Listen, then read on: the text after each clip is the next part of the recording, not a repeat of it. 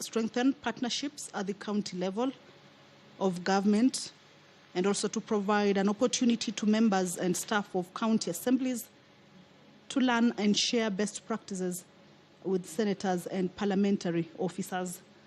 So this is a motion that it already kicked off on the floor of the Senate, that is yesterday. Debate was concluded on this motion, and this afternoon a question will be put with regards to this matter on the approval of sittings of the Senate to be held in Busia County. The senators will also this afternoon consider a motion by the Committee on Delegated Legislation, and this is with regards to its report on its consideration of the Social Health Insurance General Regulations 2024 and the Social Health Insurance Tribunal Procedure Rules 2024.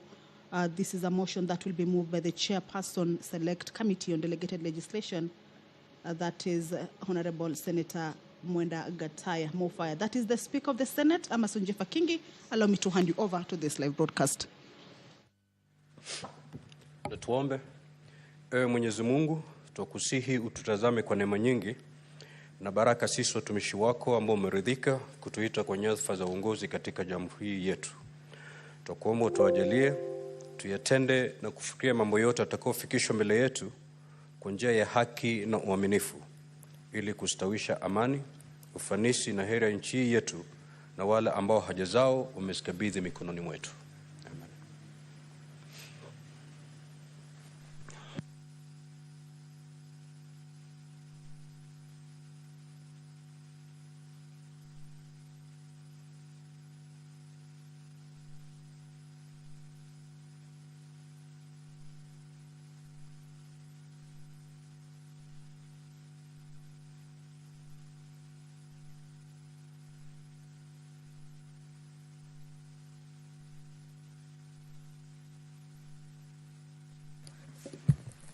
Clerk, we have quorum. Sergeant at Arms, kindly ring the quorum bell for 10 minutes.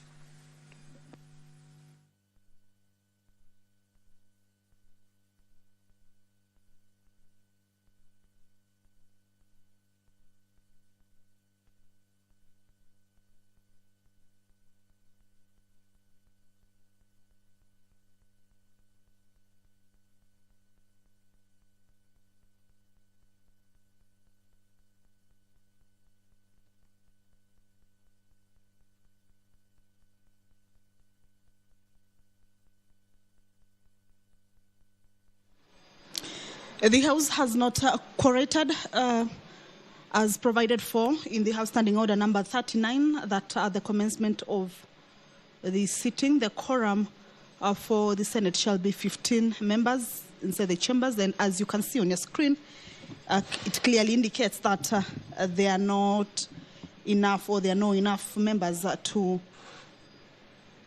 quorate to that number that is required, that is 15 senators.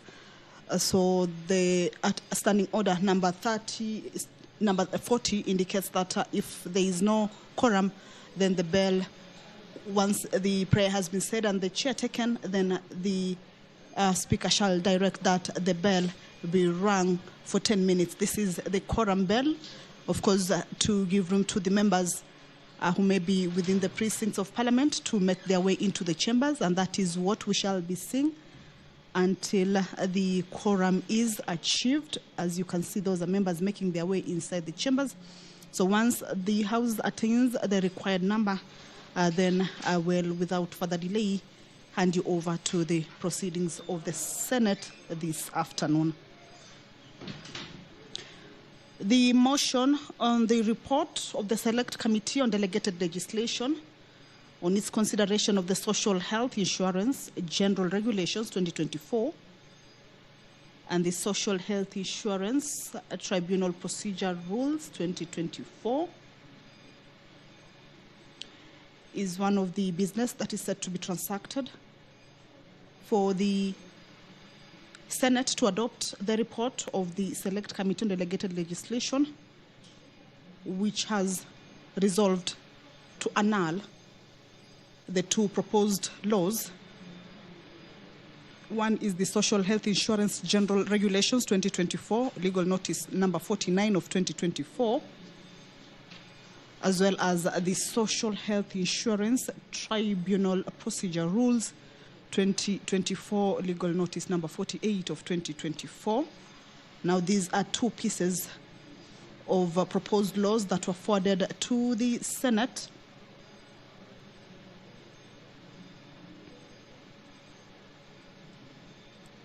for consideration. But in its report, the delegated legislation committee, or the select committee on delegated legislation, resolved to annul, citing a number of reasons, with one of the reasons being lack of public participation. So this is a bill that, with regards to the business that is to be transacted on it this afternoon, is that the members will be going into division. Debate on it was interrupted on Wednesday, the 10th of July, the year 2024, in the afternoon sitting. So this afternoon, once members get to this particular business, then they will be going into division to look into the matters therein and make a decision. These two, all right, that is the quorum bell that is off now. The quorum has been achieved. Allow me to hand you over. Clerk, you may proceed to call the first order. Order number 1, administration of oath. Order number 2, communication from the chair. Order number 3, messages. Order number 4, petitions. Order number 5, papers. Order number 6, notices of motion. Order number 7, questions and statements. Now, statements pursuant to Standing Order 53-1, the Honorable Senator Maruma.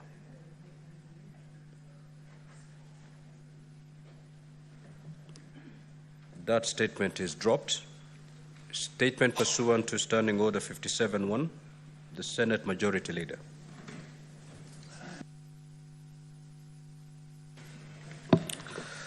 Mr. Speaker, sir, I rise pursuant to Standing Order number 57-1 to hereby present the business of the Senate for the week commencing Tuesday, the 16th of July, 2024. Mr. Speaker, sir, as honorable senators are aware, the country stands at a precipice. The unrest and protests that have been witnessed over the last 3 weeks have gripped our country and threatened to lead to chaos and anarchy. The Senate, recognizing the gravity of this situation, introduced a motion during the morning sitting of Wednesday, the 3rd of July, 2024, to deliberate on the current state of the nation. This motion, that as the leadership of the Senate we resolved not to limit debate, the Speaker has also been magnanimous to give all the senators more time to conclude their contribution. Honorable senators have been sharing their perspectives to this motion, and these combined efforts hold the power to steer our country through these turbulent times and towards a brighter and more prosperous future. The Senate has also been presented with an opportunity to develop strategies, policies that will spur the necessary social, economic, and political transformation in our country. I have no doubt that from this crisis, we will emerge stronger and more determined to better the lives of our citizens. Mr. Speaker, sir, with respect to the business of the Senate before the House for the week commencing Tuesday, the 11th, sorry, I'll take that again, Mr. Speaker, sir. With respect to the business of the Senate, honorable senators will recall that during the special sitting held on Tuesday, the 11th of June 2024, the Senate considered and passed the following bills: the County Licensing Uniform Procedures Bill, the Statutory Instruments Bill, the IEBC Amendment Bill, the County Allocation of Revenue Bill, the County Government's Additional Allocation Bill, the County Licensing Uniform Bill, Senate Bill number 9 of 2022, the IEBC Amendment Bill, Senate Bill number 10 of 2024, have since been assented to by His Excellency the President. The County Allocation of Revenue Bill, Senate Bill number 2024, is yet to be assented to for obvious reasons. Mr. Speaker, you know that with the rejection of the Finance Bill, there has to be a new CARA, and Division of Revenue, of course, will come first, and additionally, we will have to consider CARA afresh. That's why the CARA that we passed on the 11th of June is yet to be assented to. With respect to the county government's additional election bill, the bill is as well awaiting consideration by the National Assembly. I take this opportunity to applaud all the honorable senators for the work that they have been able to do so far. However, there still remains much more to be done. For this reason, I implore senators to prioritize their presence in the chamber so that we are able to make progress on the pending business, which includes 49 bills that are pending conclusion, of which 42 are at the second reading stage and 7 are at the committee of the whole stage, which I want to plead with the honorable whips and the leadership of both sides of the aisle, Mr. Speaker, that if possible, we can conclude on those bills next week, Mr. Speaker. There are 21 motions also for us to consider. There are 20 petitions that are due for reporting by various select committees. 369 statements are pending before our respective standing committees. These are statements that have been sought by members of this House, Mr. Speaker, and it is our sincere hope that we may actually conclude on this business. Mr. Speaker, sir, the Senate Business Committee will meet on Tuesday, the 16th of July, 2024, to consider the business for the week. The tentative business for Tuesday will include business not concluded from today's order paper, as well as the business indicated in the notice paper that is appended to today's order paper. The tentative business scheduled for Wednesday, 17th of July, 2024, the morning sitting, will include the scheduled questions as approved by SBC, as well as various motions. The summary of questions are as follows. A question by Senator Sifuna to the National Treasury, to the Cabinet Secretary for Labor, by Senator Wakoli, and so on and so forth. The business for Wednesday, 17th July 2024, afternoon sitting, will include business not concluded on Tuesday, 16th July, and the following: the Statutory Instruments Amendment Bill, the Land Amendment Bill, the County Oversight and Accountability Bill, the County Civic Education Bill, the County Statistics Bill, the Intergovernmental Relations Amendment Bill, the County Assembly's Pension Scheme Bill, and the following motions. One is the establishment of a national teaching and referral hospital in Kenya, development of a policy and law for social risk management in infrastructure development projects in Kenya, county governments to set aside land for planting indigenous trees, stoppage of funds to Isiolo County due to failure by the governor to honor Senate summons. Then 11, the projected business for Thursday, the 18th of July, 2024, will be business not concluded in the order paper for Tuesday, Wednesday, and any other business scheduled by the SBC. Mr. Speaker, in concluding, it's good just to mention that as at the rise of the House yesterday, there is only one senator who is yet to speak to the motion that I had mentioned earlier on the state of the nation.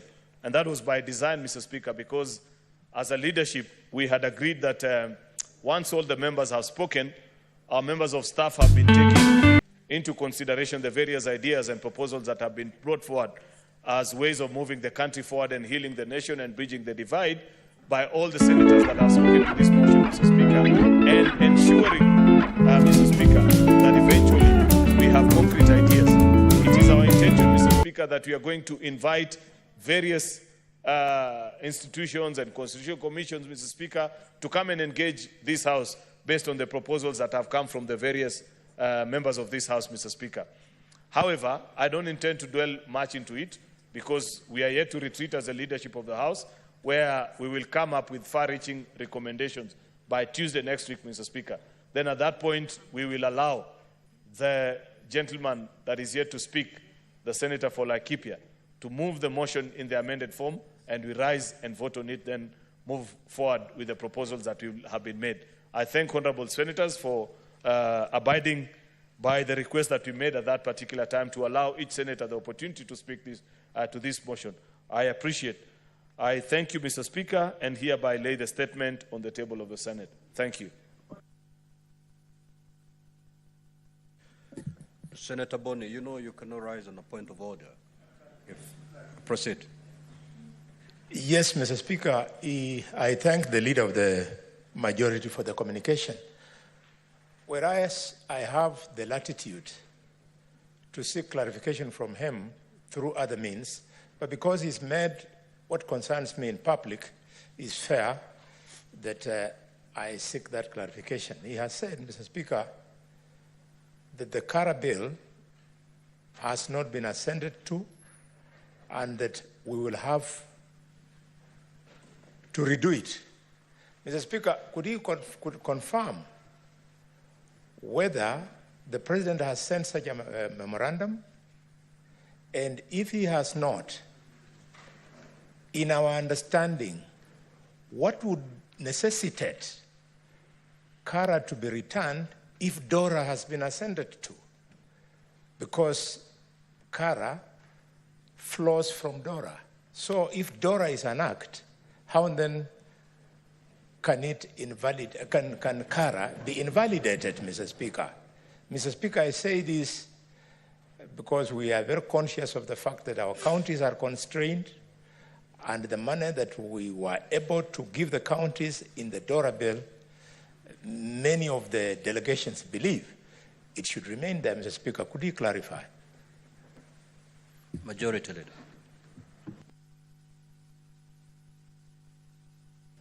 Mr. Speaker, I am not sure whether the whip listened properly. I said I'm not certain whether Division of Revenue bill, as was passed by this House, has been assented to. I have no recollection. Unless he has that information, that is something that he may wish to clarify to me. And I said Kara is a product, like he has rightfully put, of Division of Revenue. And if Division of Revenue is yet to be assented to, because of reasons that he very well knows, then it follows that we will have to make fresh considerations of all those matters. Therefore, I am not sure which Division of Revenue that he's referring to, that has been assented to. And if it has been, then, Mr. Speaker, I will await further communication from how I normally get it. And he has access to that information. I don't know why he chooses to use the floor to seek it, Mr. Speaker.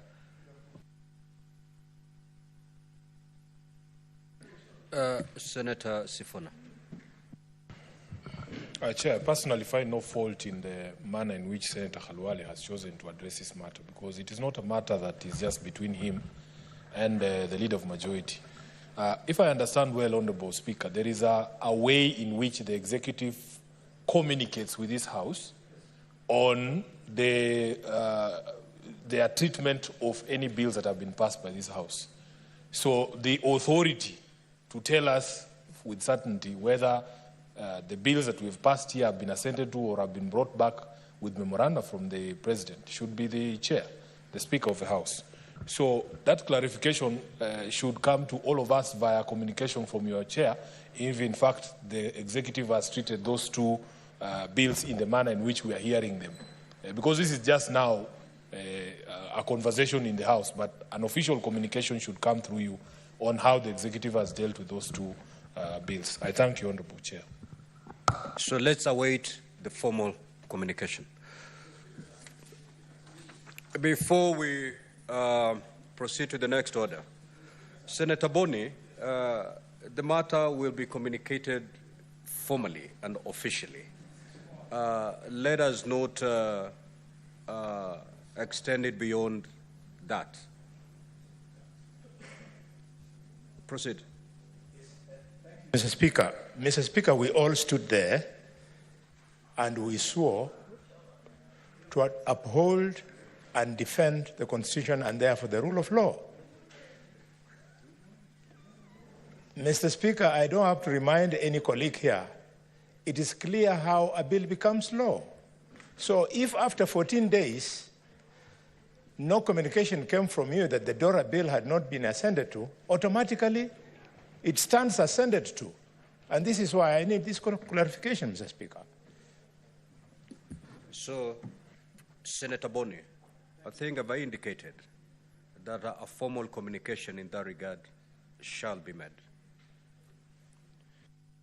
Before we proceed to the next order, allow me to make this communication.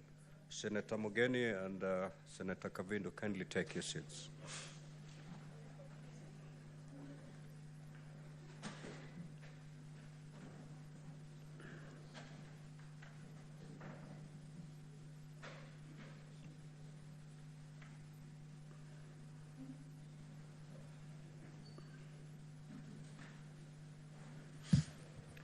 Now, honorable senators, I would like to acknowledge the presence in the Speaker's Gallery this afternoon, 12 Hansard officers from the county assemblies of Kisumu and West Pokot.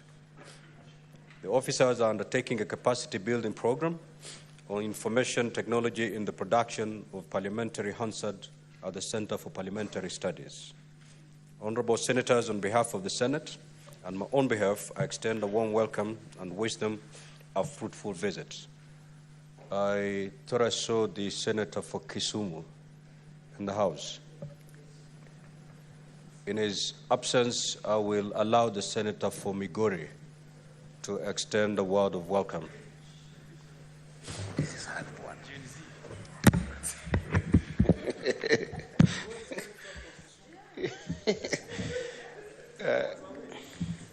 Mr. Speaker, as you can hear from the background complaints from the senator of Homa Bay that Migori is far from Kisumu, which means that he would have desired to, welcome the amazing delegation from Kisumu.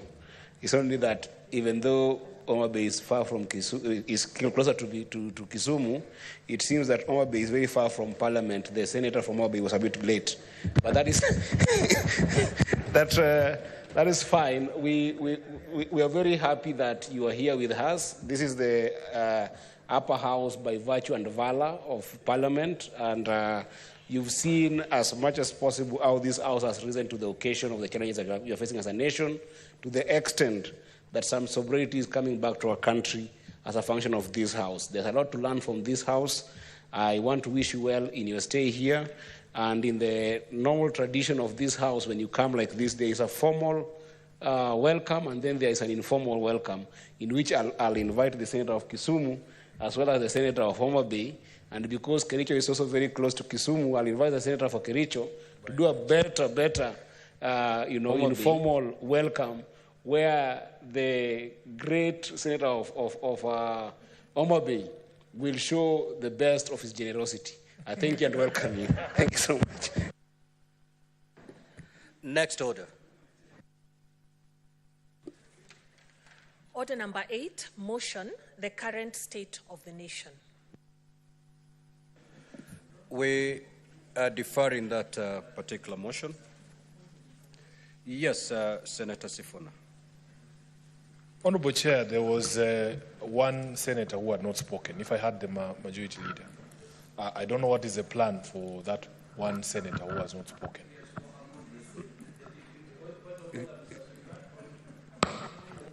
Now, Senator Mungatana, you know you cannot stand on a point of order.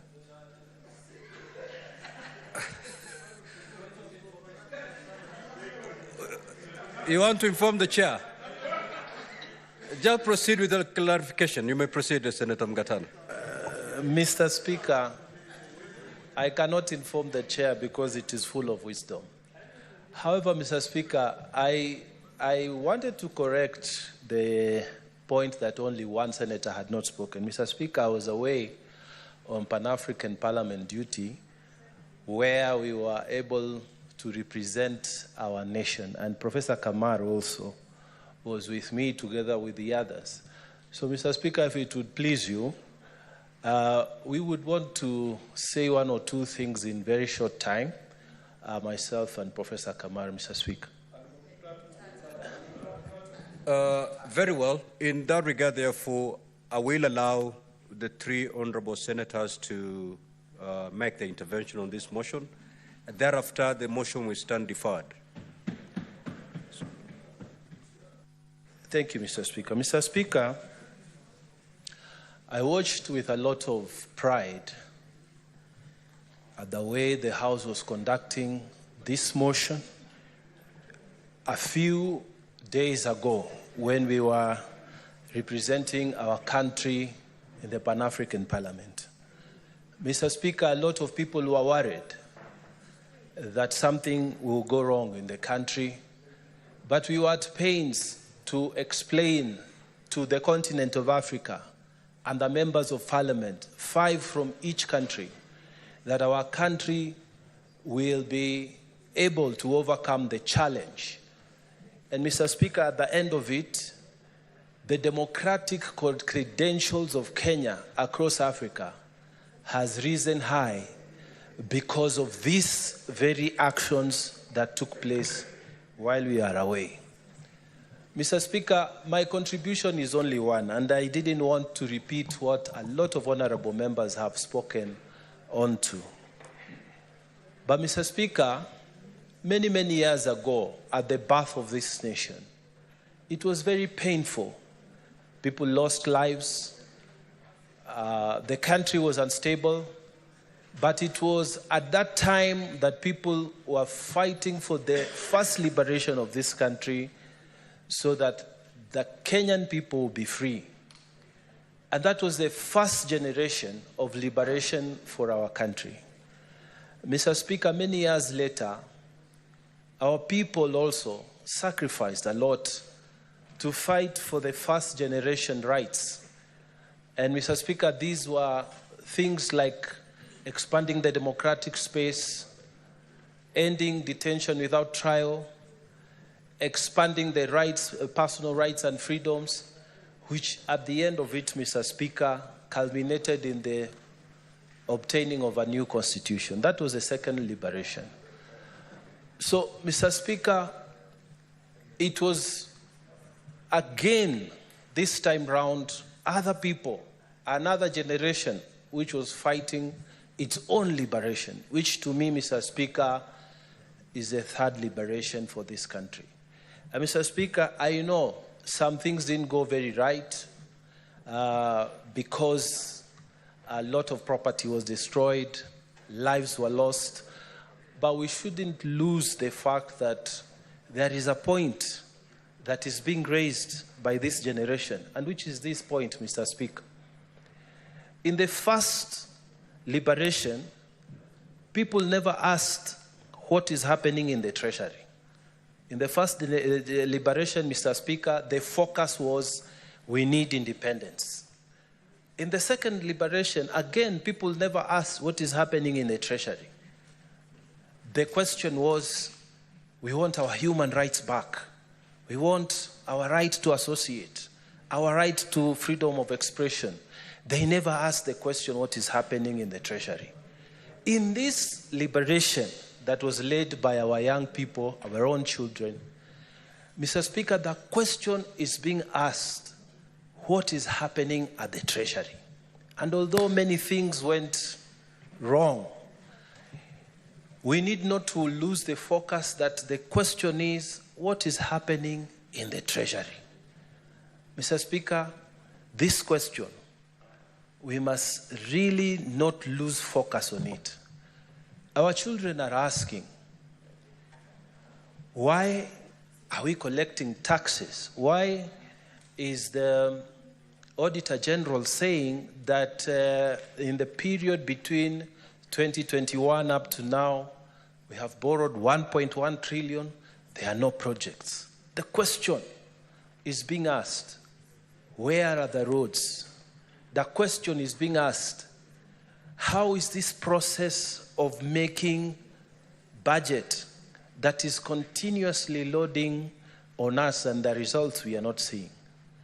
So, Mr. Speaker, in our discussion in this motion, and I will be very brief, I pray that we do not lose focus on the light that has been shown on Treasury. Mr. Speaker, Treasury interacts with the figures of budget for a whole year.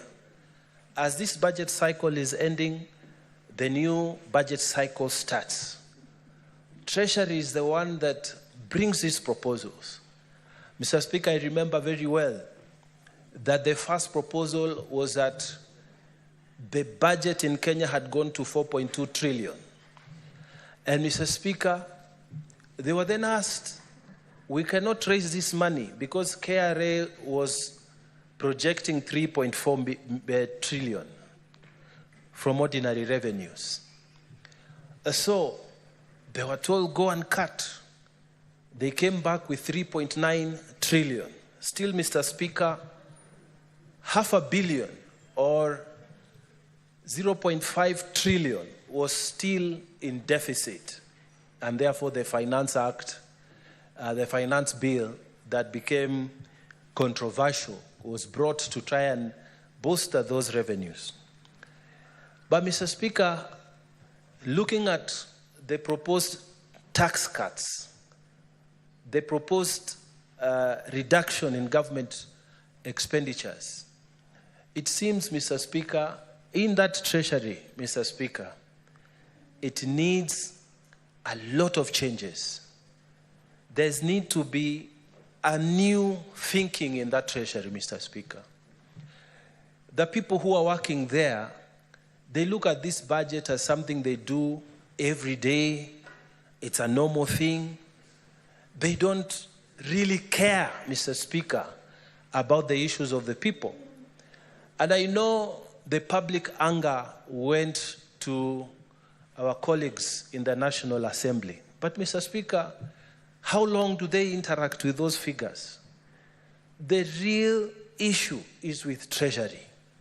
Mr. Speaker, they take a whole year preparing those figures. And in that year, Mr. Speaker, they still come up with figures while the demonstrations were on. Business Daily is saying there's 803 million that has been set aside for new cars for the president, the deputy president, the prime cabinet secretary. It is Treasury, Mr. Speaker, that was doing that. And these people, they see it is normal that when a cabinet is appointed, we should bring new seats, new cars, new furniture. It's a normal thing for them. The kind of thinking that is not critical. People, you know, they tell you a renovation of a building that was bought for this amount, almost twice the amount for renovation. Mr. Speaker, there's a problem in that treasury.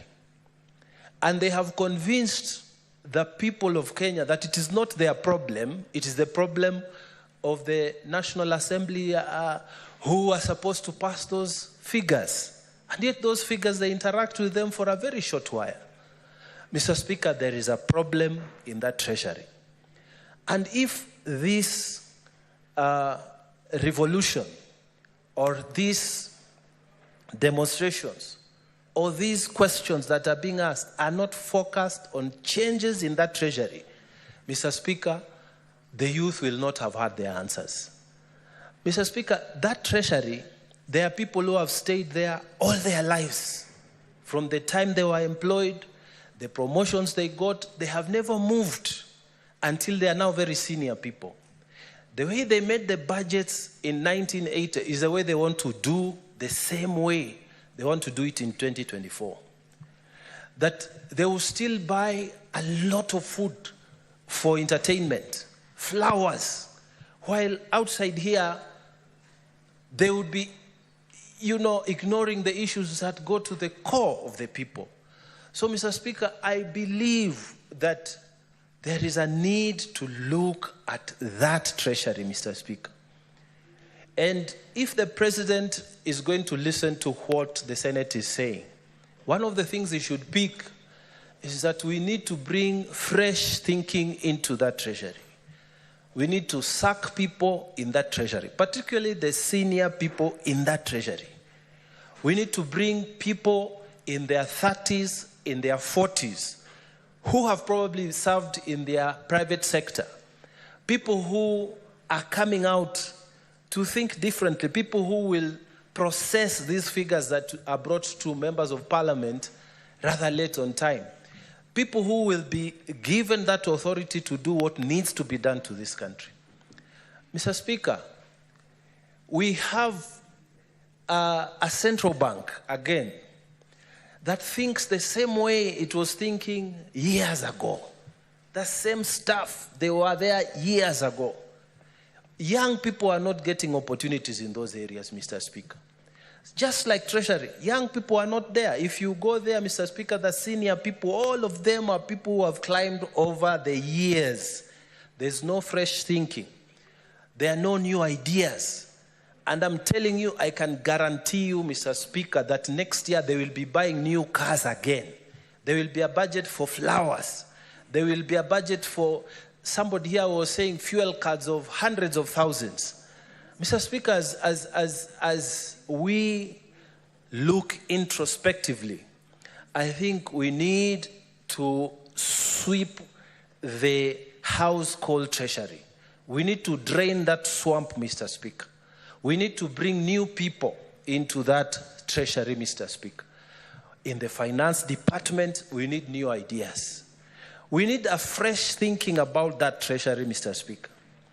When people refuse to change, then change must change them. What the young people have shown us is that they have capacity to ask questions and think outside the box. These are the people that we need in that Treasury, Mr. Speaker. People who will stand and tell us, you don't need 20 security people walking with you. What are you afraid of? Mr. Speaker, we need to rationalize everything. And this can be done only by somebody who is from outside. Somebody who will look inside that Treasury with a clean eye, a fresh eye, a young person who would say, it doesn't make sense to do this and this. It didn't need people to go and riot, Mr. Speaker, for these points to be understood. We need fresh people to go inside there. And Mr. Speaker, I have no doubt, Mr. Speaker, that Professor Njuguna Ndung'u must go. The head of Treasury there must go. The head of finance, they must go. The director of budget, they must go. Because these are the people, Mr. Speaker, who interacted with these figures, ridiculous figures. 803 million for cars for 3 offices, Mr. Speaker, for a whole year. And then they bring them to members of parliament to crucify them here. Mr. Speaker, something needs to be done. And that Treasury also, Mr. Speaker, as we drain the swamp and the changes that need to be done, we also need to ask the national cohesion to look into that Treasury. Mr. Speaker, counties like Tana River County, continuously over the years, you will find a budget line of water, there's nothing. A budget line of tarmac roads, there's nothing. 5 years, 6 years. Why? Because we don't have any people in that Treasury who are involved in the budget-making process. Mr. Speaker, we need, as we drain this swamp, to have a clear indication where are these employees of Treasury coming from in terms of where their counties are from. Mr. Speaker, you will come to be shocked that if the National Cohesion Committee here is to give you the figures, many people will be coming from certain areas. And it is those certain areas that are given the bulk of the cake of this country, Mr. Speaker. So we have to answer to these questions that are being raised in Treasury, Mr. Speaker. Treasury is the biggest culprit in this whole thing.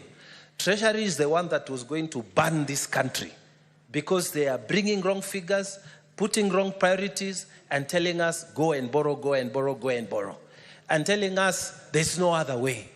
And Mr. Speaker, most of the times, members of parliament, when they're interacting with this, they have faith in those people who are advising them. And the experts are the people who are in Treasury. But when you look, Mr. Speaker, the kind of advice, when you start studying those figures, Mr. Speaker, we have a very big problem in that Treasury. Treasury has been a big letdown. Treasury is the one that has been advising us, even for the division of labor, the division of revenue. They were denying the counties money. Mr. Speaker, Treasury has a problem. And before we resolve this problem, we will never solve the problems of this country. Mr. Speaker, all the senior officials in that treasury, they are as guilty as everybody who doesn't wish this country well. So, Mr. Speaker, I pray one of the recommendations should be to sweep that treasury clean. New people to come in, to look at our processes and to deal with these matters that has been raised by our young people with an open mind, Mr. Speaker. People to be told the truth that we can't make budgets like 1980s. You still come to make the same budget in 2020s, Mr. Speaker. Things have to change, and I think this liberation must be domiciled in that treasury. All the questions that are being asked are to do with money. And Treasury, Mr. Speaker, is very guilty. They have kept quiet. They are not saying anything. Treasury is very guilty. They are the ones who know where our debts are. They are the ones who have held all those secrets. Treasury, Mr. Speaker, must be cleaned. Treasury must be cleaned, Mr. Speaker.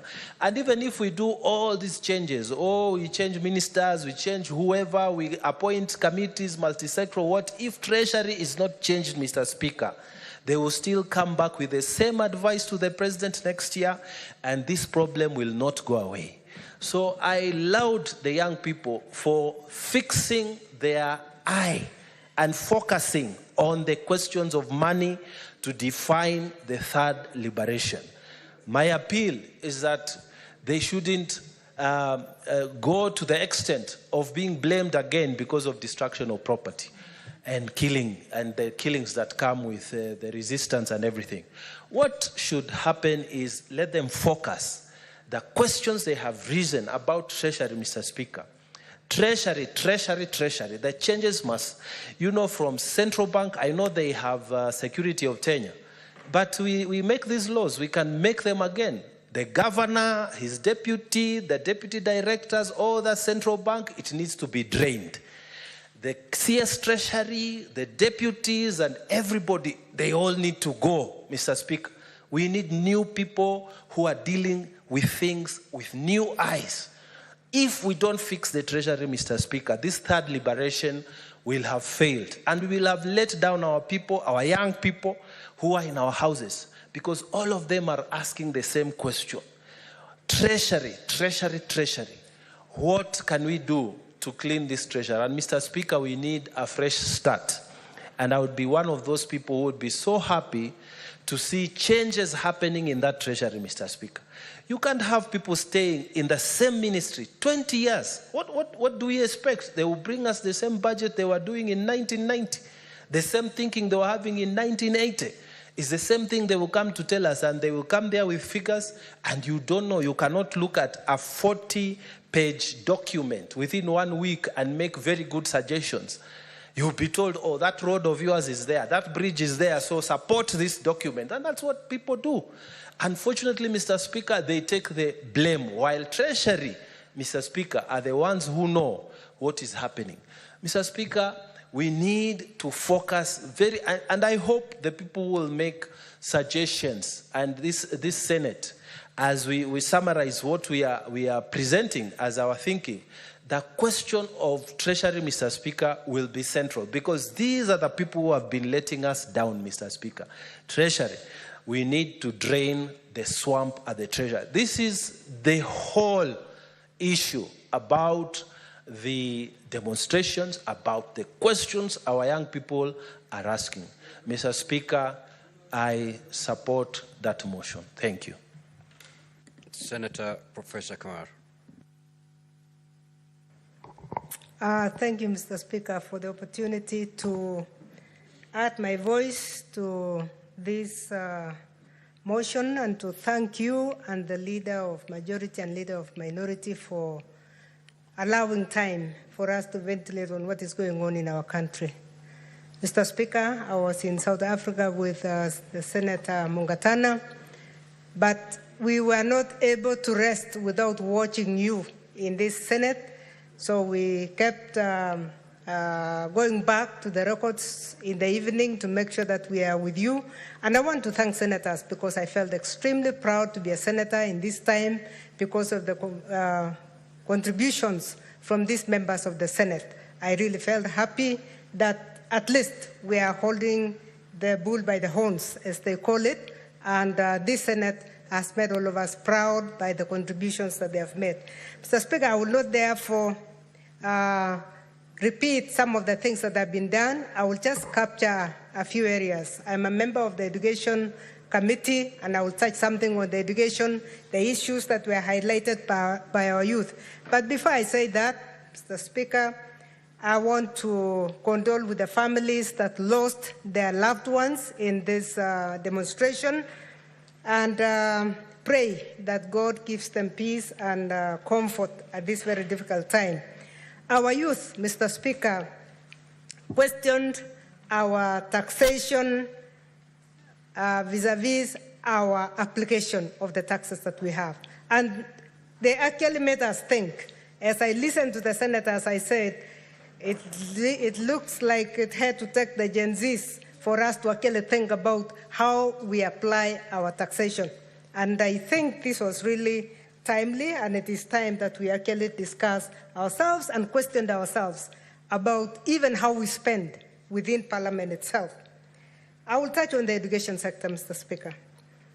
And in touching with in the education sector as raised by GNCs who have gone to school and have not been employed, the challenges of going through school are still real in this country. In the year 2003, Mr. Speaker, basic education in Kenya was supposed to be free. It was declared by Parliament that it was going to be free. But basic education in Kenya is from primary to secondary, up to the Form 4 level. But has it been free? We need to ask ourselves, has it been free? Because that was one sector that was supposed to have been taken care of by our taxation. And this would have made everybody happy if our tax was used to give everybody this human right called education up to the basic education level. Then people would have gone to look for training and would have moved on. But this has not been the case, and this is why our youth are saying our parents have struggled. They have paid right from primary school, secondary school, up to university, and we have no jobs. This time that we re-looked at that, Mr. Speaker, because Kenya has endorsed a lot of agreements, both in the national and continental, as far as education is concerned. In fact, in the year 2008, free secondary education was pronounced by the then President Kibaki, and we are supposed to have free day secondary education. But today we know that there is a lot of payment that is being done. Are these legal, and can they be stopped so that actually we can have fairness as far as basic education is concerned? I dare say, Mr. Speaker, that fairness in basic education, since education is a right, would enable everybody to be able to move on with in their lives when they go for skill development. But as long as we have any fees being paid, we cannot call it a human right, because it means it is those who are able who will have their children moving in education. Mr. Speaker, I will never forget your speech when I joined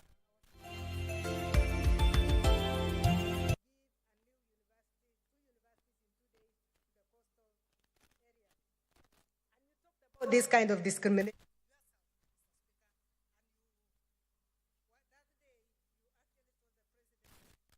Increasing food production by reducing the cost of farm inputs, thereby lowering the cost of food and lowering the cost of living. We have stabilized the economy by preventing what was an imminent debt default. We have stabilized fuel prices, lowered inflation to an all-record low of 4.6%, and we have stabilized the foreign exchange regime. We have implemented radical changes in the education sector, including resolving the CBC question, we have rolled out a new student-focused higher education funding model that has special emphasis on making sure that children from vulnerable families have the requisite support in their education. We have also improved the student-teacher ratio in both our primary and secondary schools by hiring an additional 56,000 teachers and also hiring an additional 2,000 tutors for our TVET institutions.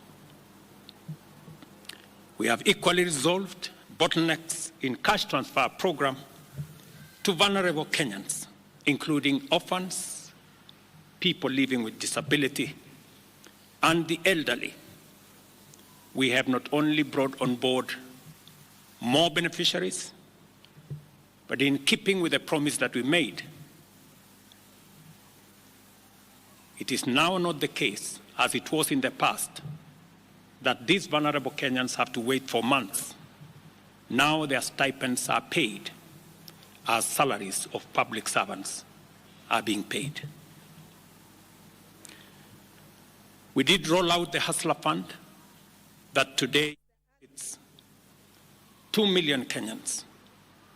And we have 7 million Kenyans who had been denied access to financial services by credit reference bureaus. They are now off the blacklisting roll.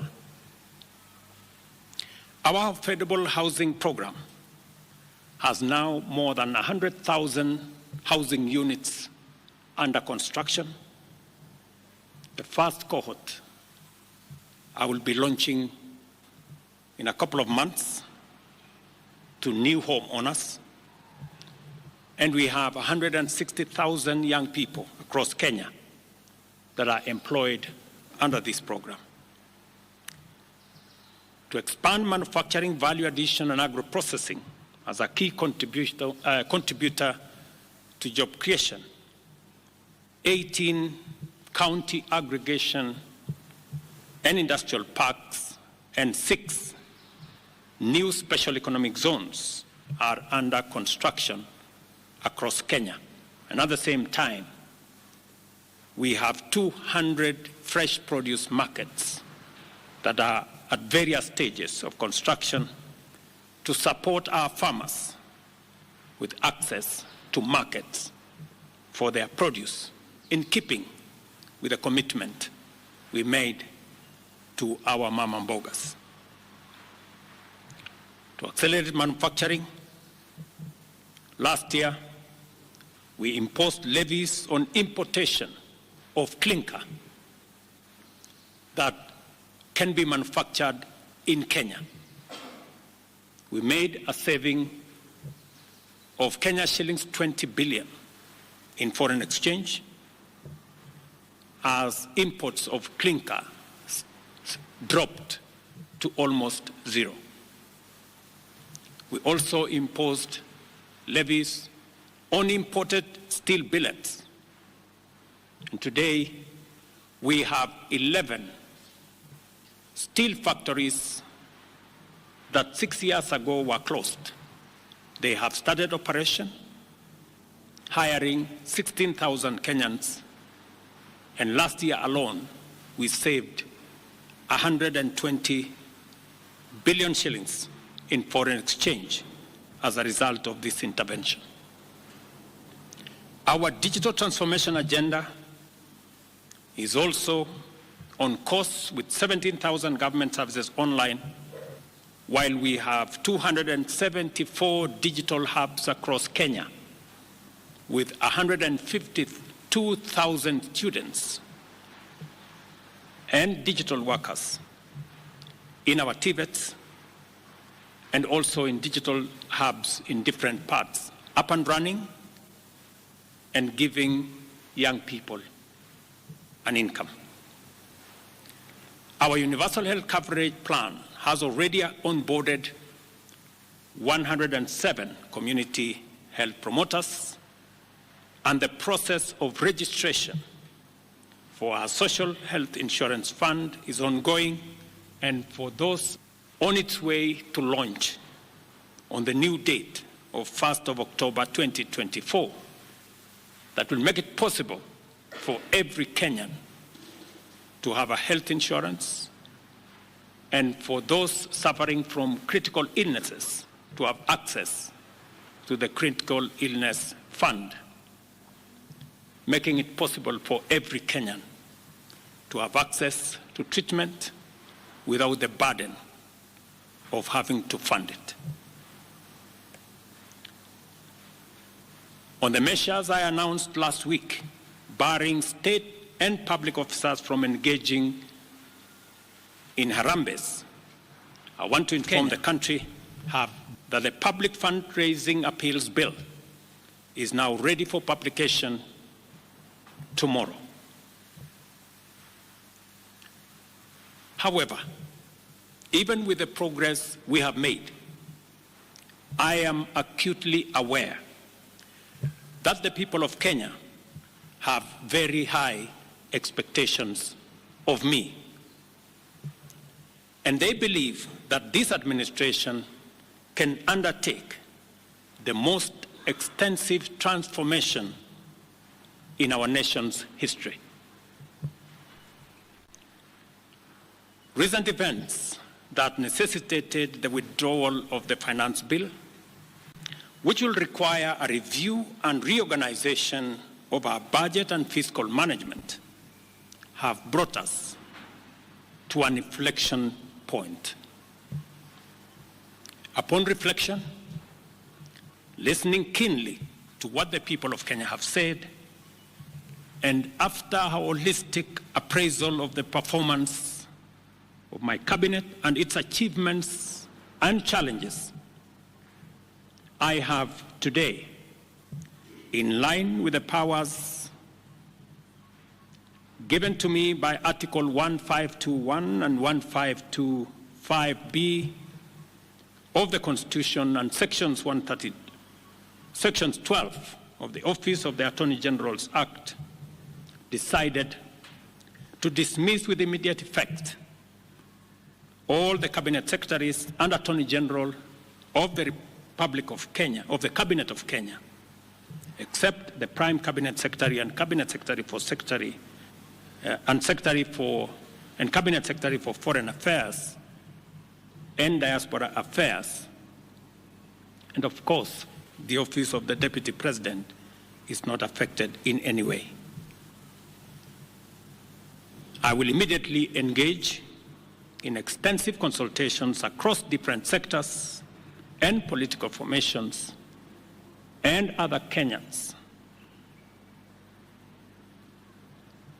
both in public and private, with the aim of setting up a broad-based government that will assist me in accelerating and expediting the necessary, urgent, and irreversible implementation of the program that we have, including other radical measures and programs to deal with the burden of debt, to explore raising domestic resources and revenues, expanding job opportunities, eliminating wastage and unnecessary duplication of a multiplicity of government agencies, and slaying the dragon of corruption, consequently making the government of Kenya lean, inexpensive, effective, and efficient. During this process, the operations of government will continue uninterrupted under the guidance of principal secretaries and other relevant officials. I will be announcing additional measures and steps in due course. Thank you very much, and God bless our great country, Kenya. Asanteni sana.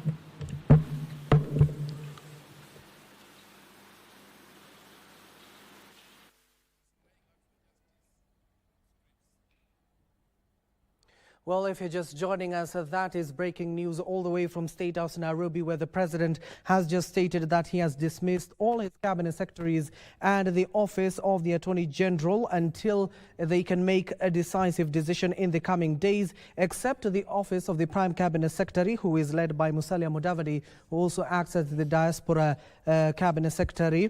And the secretary to the cabinet has not been affected as well. The president added further that the office of the deputy president has not been affected by this latest move. If you're just joining